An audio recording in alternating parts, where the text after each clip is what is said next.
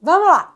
Ontem nós tivemos os depoimentos do almirante Garnier, que, gente, não deitou e promoveu momentos como esse.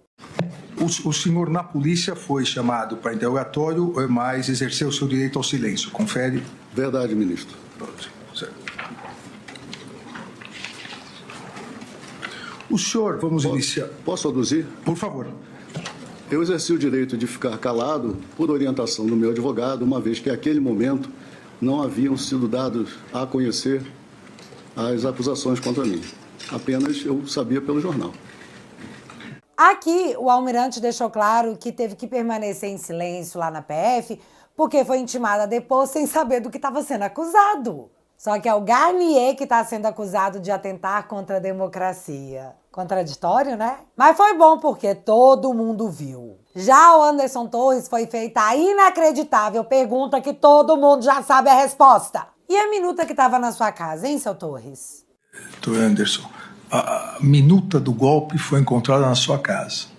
A verdade, ministro, não é a minuta do golpe, né? Eu brinco que é a minuta do Google, né? Porque está no Google até hoje. Então, a minuta que estava na casa do Anderson Torres estava no Google há tempos, desde antes do Anderson Torres vê-la. Só que os caras precisam arrumar uma minuta a qualquer custo. Que, aliás, deixou de ser minuta, agora é considerandos. Já chegaremos lá. Já o general Heleno, que ontem representou a todos nós e dormiu no meio da audiência, ninguém há de te julgar, viu, general? Também foi interrogado por Alexandre. E interrogar o general Heleno é muito complicado. Afinal, ele é uma das personalidades mais queridas das Forças Armadas e não deu palco para Alexandre. Respondeu apenas as perguntas do advogado e fim. O general Paulo Sérgio obviamente negou tudo e a cara dele era de quem não acreditava no tamanho do show promovido pela justiça do país, enquanto Tachad estava anunciando imposto no lombo do povo. Sim, Tachad te taxou e você nem viu, mas calma,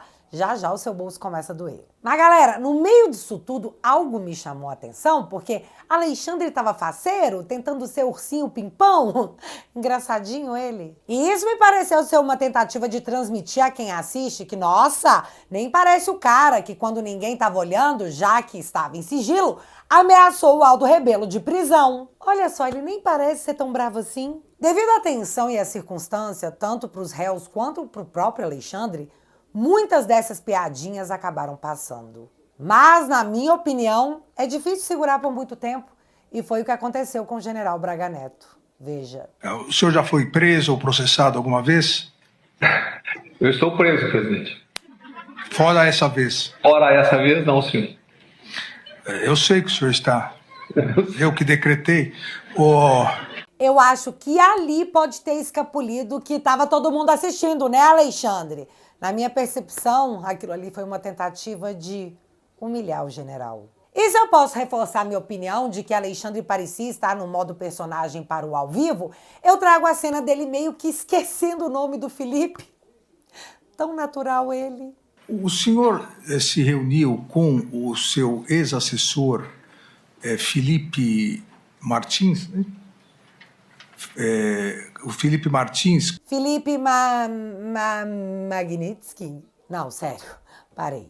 Voltando, semana que vem fazem 6 meses que o Braga Neto tá preso por supostamente ter interferido em uma investigação um ano antes. Algo que eu não me lembro de ter visto antes na justiça brasileira. Deve ser porque agora a gente tá na justiça brazuelana. Em seu depoimento, o Cid disse que o Braga Neto havia repassado dinheiro para ele. Mas o Cid sequer se lembra onde havia guardado esse dinheiro. Só que o mais importante é que ele foi pego numa mega contradição. E se você não viu, vai lá no meu último vídeo e assiste que você vai entender tudinho. Segunda, o Cid falou. Mas ontem foi a vez do Braga Neto. E sobre esse negócio de dinheiro, ele tem uma versão bem diferente. O Cid mesmo conta que ele veio atrás de mim e perguntou se o PL podia arrumar algum dinheiro. Era muito comum, porque quando o presidente Bolsonaro, quando nós entregávamos esse recurso do presidente, veio muito recurso. Então era comum outros políticos, através ou do presidente Valdemar, ou do próprio presidente Bolsonaro, ou de outras pessoas, pedirem para pagar contas de campanha atrasadas, dentro do previsto. O Cid veio atrás e perguntou, general, o PL pode conseguir algum recurso que nós estamos precisando? Na minha cabeça tem alguma coisa a ver com campanha. Eu viro para ele, como está nos autos, falo assim, procura o Azevedo, procura o tesoureiro, que era o Azevedo. Ele procurou o Azevedo, eu deixei com o Azevedo, porque eu não sabia o que era. Procurou o Azevedo veio mais tarde para mim e falou assim, general, o dinheiro que o Cid quer, está precisando, nós não temos amparo para dar. Então eu falei, então morre o assunto. E morreu o assunto. Lembrando que, segunda, o Cid disse que não tinha nenhuma prova contra o Braga Neto. E delação não é prova. Só para constar. Até porque o Cid disse em sua delação que o Felipe Martins havia apresentado a ex-minuta do golpe, agora considerando-os. Só que entenda, foi só o Cid que falou isso, já que todo o resto, e quando eu digo todo o resto é todo mundo mesmo, negou que o Felipe estivesse na tal reunião. E quando o almirante Garnier foi perguntado se ele lembrava quem teria apresentado os tais considerandos, ele respondeu isso aqui. Na minha cabeça, o assessor que entrou na reunião do dia 7, organizou o computador onde nós lemos, ouvimos a apresentação de alguns considerandos, foi o coronel delator. É dele que eu me lembro. Não se recorda de mais nenhum assessor? Eu não lembro de outras pessoas presentes. Pode ser um lapso de memória, mas eu não lembro de outras pessoas presentes. E o coronel delator, ele fez isso e saiu também. Vai ser meio complicado explicar o Felipe preso por 6 meses e 10 dias numa solitária. Vai ser preciso muita criatividade. Mas tá, vamos falar do presidente Bolsonaro, porque para quem esperava que ele fosse ficar introspectivo, bom, não foi isso que aconteceu. Teve um momento que o presidente fez uma piadinha, tipo, piadinha lá, presidente Bolsonaro, que a CNN disse ter sido uma tentativa do presidente de humilhar o Alexandre e que muita gente gostou. Mas muita gente não gostou. Posso fazer uma brincadeira? O senhor que sabe. Eu perguntaria aos seus advogados antes. Eu gostaria de convidá-lo para ser meu vice em 26. É isso aí. Eu declino novamente. Na minha percepção, Bolsonaro estava apenas avisando ao Alexandre que ele seria candidato no ano que vem, por mais que o Alexandre queira colocá-lo na cadeia. E ele disse isso na cara dele, em tom de piada. Se cabia a piada, não sei. Só sei que foi assim. Mas aqui, eu não vou me prender nessa mini polêmica porque o presidente disse muita coisa. Coisas que muita gente não disse porque aparentemente ter opinião é crime na democracia brasileirana. Bolsonaro explicou para o Alexandre que foi perseguido por todos desde o início porque ele fechou a mangueira do dinheiro público, não coloca um corrupto no recreio e porque defende as pautas de costumes. E nem obra era feita e era usado à vontade esse recurso. Por que à vontade? Porque é uma empresa que não é auditada pelo TCU por ser binacional. O que os conselhos decidem está decidido e ninguém toca mais no assunto. Então, quando a gente começa a tapar os ralos da corrupção, aparece uma enormidade de pessoas que vão contra a gente. Eu não cortei recurso para a imprensa por ser malvado. É que eu fui o único presidente, senhor ministro, o único que tinha um teto de gasto pela frente. Eu não podia gastar mais do que aquilo, diferentemente do que acontece agora, do que acontecia antes de mim. Ganhei também, então, uma antipatia enorme da imprensa contra a minha pessoa. E também a questão das pautas dos costumes, né? Eu sou católico, minha esposa é evangélica, e eu sempre preservei a família e a inocência de criança em sala de aula. Mais um foco de atenção contra a gente. Aliás, o Bolsonaro listou para o Alexandre, na cara dele, como sua campanha foi prejudicada pela própria Justiça Eleitoral, que, por coincidência, oh meu Deus, era presidida pelo próprio Alexandre. Acredito, senhor ministro, que foi um pouco disfuncional.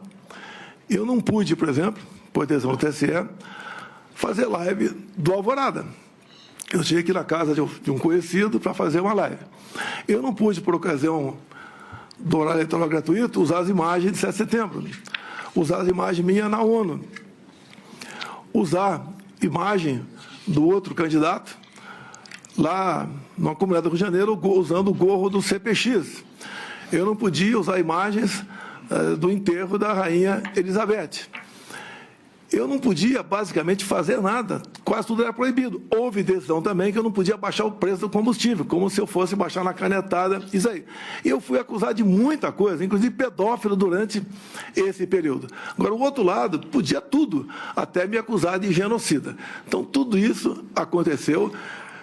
Quando eu não pude usar as imagens do Lula ali, defendendo o aborto, ou ao lado de ditadores, isso prejudicou a minha campanha. Eu queria mostrar também a imagem dele em 2009, defendendo lá o Irã, enriquecer urânio acima de 30% para fins pacíficos, segundo ele. Eu fui tolhido. E no mais, né? 3 resoluções do TSE, que tem que entrar para valer, tem que entrar em vigor de março para trás, do ano das eleições, valeram, inclusive, uma editada entre o primeiro e o segundo turno. As partes de direita, todas derrubadas constantemente em nome da desinformação. Então, dessa desfuncionalidade, no meu entender, prejudicou bastante a minha campanha. E ver que, enfim, isso foi dito em sequência, no compilado, na cara do Alexandre, tirou um osso da minha garganta. Só que Alexandre queria focar mesmo na questão das urnas. E nessa hora eu achei que o Bolsonaro nadou de braçada. Porque o presidente mostrou que, ei moço, essa era a minha pauta desde que eu era criancinha. Eu batalhei muito na Câmara, desde 2012, pelo voto impresso. Consegui aprová-lo em 2015 para 2016. A senhora Dilma Rousseff vetou, a proposta voltou para o Congresso. Só na Câmara nós derrubamos o veto, com votos do PT, inclusive. No Senado, algo parecido, também derrubamos o veto. Fiquei feliz que teríamos, em 2018, o voto impresso. Eu não lembro se eu pedi audiência ou o ministro Fux me convidou. Eu fui conversar com ele sobre essa questão. E ele mostrou para mim que 5% das sessões eleitorais do Brasil teriam o voto impresso. Por que 5%? Porque não tinha recurso para mais coisa. E, com o tempo, ia chegar a 100%. Fiquei muito feliz, agradecer ao ministro Fux, me tratou muito bem, mas, infelizmente, logo depois, por 8-3, o Supremo Tribunal Federal declarou o voto impresso como sendo inconstitucional. Para o bem da democracia, seria bom que algo fosse aperfeiçoado para que não pudesse haver qualquer dúvida sobre o sistema eleitoral. Se não houvesse essa dúvida, com toda certeza, nós não estaremos aqui hoje. Eis o fato. Se tivesse implementado o voto auditável, ninguém poderia reclamar de nada. Afinal, não foi o que a gente tanto pediu? Mas não rolou. Agora, o Fux resolveu explicar o porquê o Supremo derrubou o voto auditável, aprovado quase que por unanimidade na Câmara e Senado. Olha que coisa mais louca. Ministro Alexandre, nós fizemos a licitação. Não de tudo, nós não tínhamos nem condições financeiras, era muito dinheiro, muito caro. Fizemos a licitação, a empresa ganhou. E nesse integro veio a decisão do Supremo declarando constitucional esse voto impresso, por força de que o voto seria secreto, que ele poderia mostrar quem votou. E essa fala me deixou bastante impressionada, porque você não ia pegar o voto impresso e levar para casa para mostrar para alguém quem você votou. O papel cairia em uma urna lacrada sem contato humano e seria usado para a própria pessoa conferir o seu voto ou talvez em caso de recontagem. Hora alguma você pegaria o papel e levaria para casa. Sério, eu fiquei realmente assustada com essa declaração do ministro porque ela não condiz com a realidade. Que pena. E é só o que eu posso falar, uma pena, porque olha só o que vem por aí, galera. Um projeto de reforma eleitoral está no Senado Federal já na reta final. E lá tem um artigo que diz que todo aquele que duvidar, como eu duvidei aqui, do sistema eleitoral, pena 7 anos de reclusão. Eu acho que isso não é democracia, não é o que nós queremos. Nós queremos, com toda certeza, a Vossa Excelência quer e acredita no sistema. Tudo bem, a opinião do senhor, a minha opinião por lá de cá também, nós devemos buscar aí maneira de evitar que isso aconteça. Repito, se tivéssemos um voto semelhante do Paraguai ou das urnas agora da Venezuela, nenhum de nós estaria nesse momento, para mim, bastante desagradável estar perante a Vossa Excelência nessa circunstância.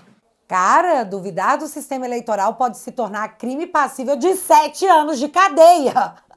Quantas democracias têm isso no currículo? Lembrando que esse julgamento é para salvar a tal da democracia. Você tá entendendo? Alexandre também perguntou do inquérito secreto do hacker. E eu não vou nem pôr aqui, porque aparentemente foi por isso que o meu canal foi desmonetizado. Eu cometi o crime de comentar o inquérito.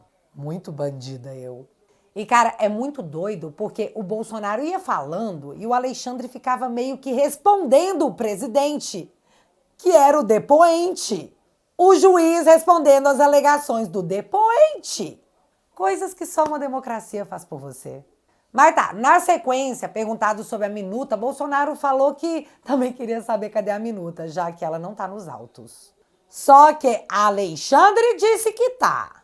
Mas, de novo, nos autos do processo que foram disponibilizados, não tá. Eu li, eu reli, eu tô quase decorando essa bagaça.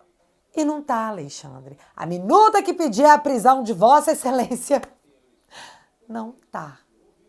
Bolsonaro também disse que considerandos foram sim discutidos, mas de maneira informal, tipo, bicho, você viu o que ele fez agora? O poder subiu pra cabeça e mesmo assim não fez o cabelo crescer.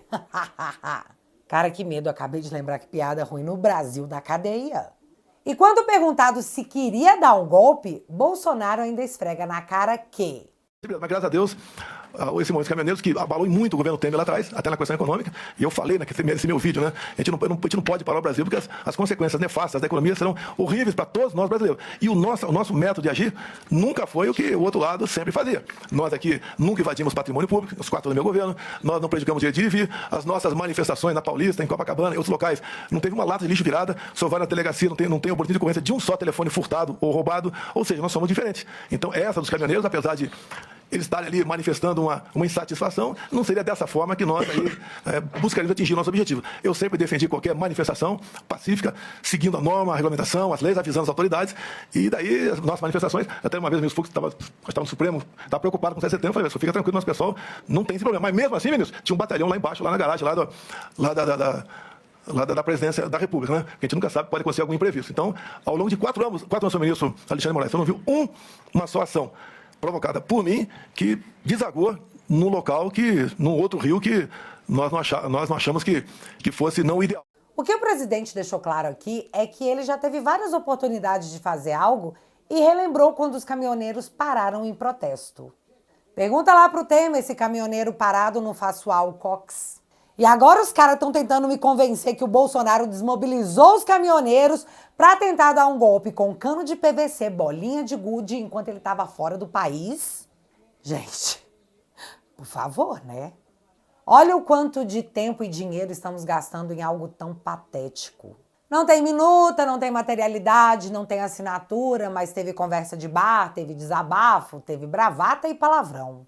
Ah, e a delação do Cid, claro. Tem a delação do Cid.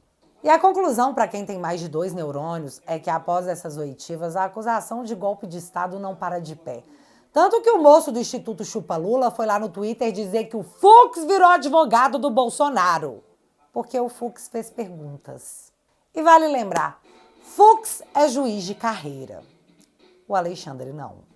Já a Globo News passou a tarde se lamentando pelo quanto o interrogatório foi fraco e jogaram a culpa no colo do Goneu, PGR, que, segundo jornalistas, não sabe fazer interrogatório. Se eles estão espremendo o limão para chegar ao ponto de dizer que, gente, parece que não foi tão bom para nós, é porque foi péssimo para eles. Condenar sem provas o maior líder da oposição do país e o seu entorno político, com base em delação do Cid, não vai passar batido sem consequências, porque a história está registrando tudo. Esse vídeo em si já é um registro histórico. Venezuelar o Brasil vai ter um preço alto. A questão é se eles estão, de fato, dispostos a pagar essa quantia. A oposição em democracias é algo sagrado, mas no Brasil ela está tentando ser eliminada. Na cara de todo mundo. E o que nos resta fazer é aguardar as cenas dos próximos capítulos. E já que você ficou até aqui, o Alexandre acha que o problema do Brasil está na direita extremista, a direita radical que está usando as redes sociais para instrumentalizar as pessoas. É sério? O ministro que está salvando a democracia realmente pensa isso. E eu até posso fazer uma piada com esse fenômeno, mas Antes, deixa eu comentar essa coisa de extremista. Eu sou extremamente contra o comunismo, uma ideologia que tirou a vida de milhões e milhões de pessoas ao longo da história sob o mantra de igualdade social. Eu sou extremamente contra as políticas públicas do PT, sobre orégano, sobre os bebês que estão nas barrigas das mamães, sobre a leniência com o corrupto, sobre a gestão financeira do país. Logo, eu sou extremamente contra o comunismo. E isso me torna uma extremista? Até ontem eu achava que estava tudo bem, que era um direito meu, mas agora eu tô vendo que isso me torna uma espécie de criminosa digital. E galera, se a gente não gostar de política, seremos governados por quem gosta. E isso não parece ser uma boa ideia. Para que o Brasil seja resgatado das mãos da canhotada, precisamos trazer mais gente para o nosso lado. E a sua assinatura na Família Te Atualizei fortalece a nossa trincheira e possibilita que eu continue esse trabalho na guerra cultural. Juntos podemos despertar mais pessoas e construir um Brasil com liberdade para as próximas gerações. Além disso, você também recebe acesso a todos os conteúdos exclusivos da minha plataforma, incluindo os meus documentários e os episódios especiais do Te Barbarizei. Tem um tanto de vídeo meu para você maratonar lá na Família Te Atualizei. Toque agora mesmo no link que está aparecendo na sua tela e entre agora mesmo para minha família, a melhor família da internet.